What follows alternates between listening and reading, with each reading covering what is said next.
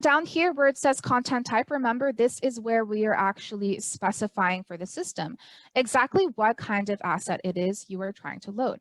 Okay, so these are all of the possible different things you can load into your library.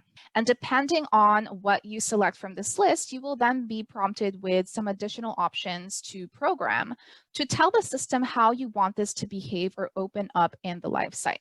So we'll walk through these one by one and we'll discuss the best practices for each.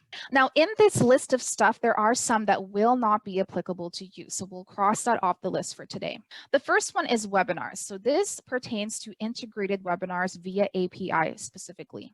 This is a more advanced way to insert a webinar into the event. And for the most part, you should not have to deal with that. That is not the builder's business.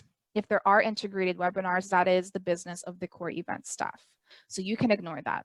And I'll actually talk you through how to insert a web-based session via a link. So if you have a Zoom or a WebEx or a GoToMeeting, there is a way to do that through a link.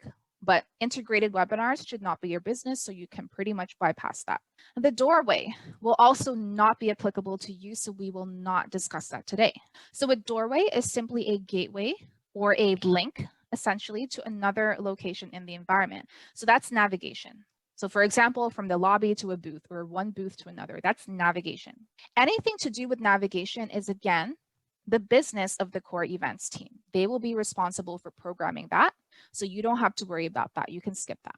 And again, moderated chat session is a specialized chat session that is a bit complex to set up, and you should not have to deal with this either. So you can bypass that as well. So webinar, doorway, moderated chats don't apply to you as builders. Other than that, the other content types that we see on this list are pretty much fair game of possible things that you will add to your library. So we'll go ahead and start from the top and again discuss those best practices.